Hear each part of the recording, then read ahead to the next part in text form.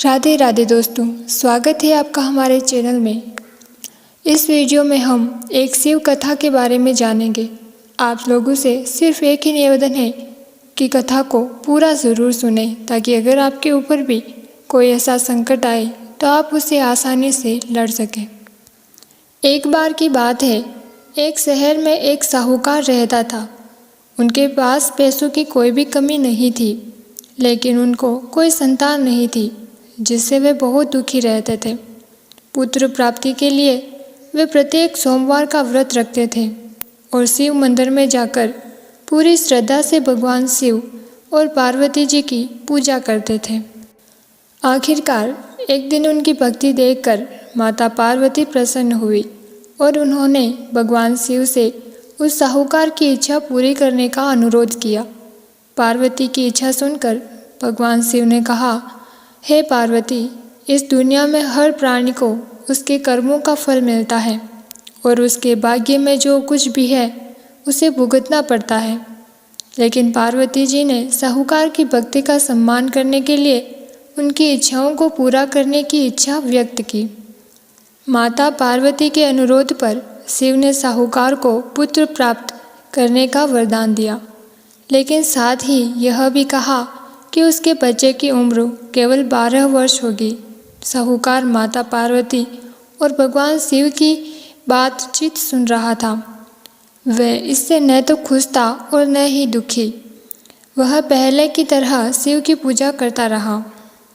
कुछ समय बाद ही साहूकार के घर में एक पुत्र का जन्म हुआ। जब बालक 11 वर्ष का हुआ तो उसे पढ़ने के लिए काशी भेज दिया गया। साहूकार ने बेटे के मामा को बुलाकर ढेर सारा पैसा दिया और कहा कि वह इस बच्चे को शिक्षा प्राप्त करने के लिए काशी ले जाए और रास्ते में यज्ञ करे। जहाँ कहीं भी यज्ञ किया जाता वहाँ ब्राह्मणों को भोजन कराकर दक्षिणा दी जाती है। इसी प्रकार दोनों चाचा भतीजे यज्ञ करके और ब्राह्मणों को दान दक्षिणा देकर काशी की ओर चले गए। रात के समय एक नगर था जहाँ नगर के राजा की पुत्री का विवाह हुआ था, लेकिन जिस राजकुमार से वह शादी करने वाली थी वह अंधा था।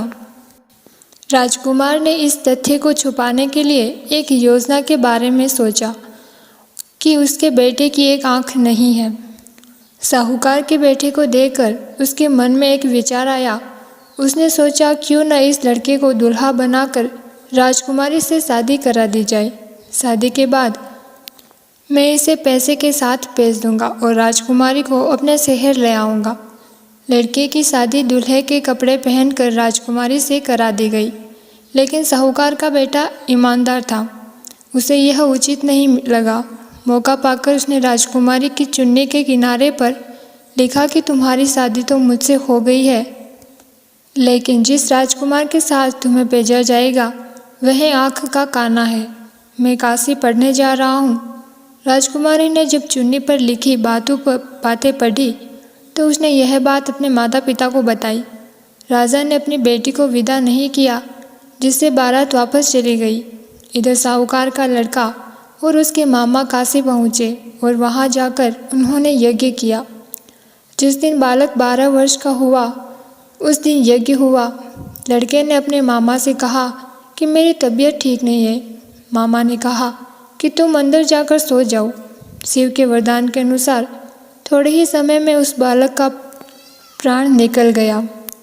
मृत भतीजे को देखकर उसके मामा विलाप करने लगे। संयोग से शिव और पार्वती उसी समय वहां से जा रहे थे। पार्वती ने भगवान से कहा, स्वामी, मैं इसके रोने की आवाज़ को सहन नहीं कर पा रही हूँ। आपको इस व्यक्ति की पीड़ा को दूर करना चाहिए।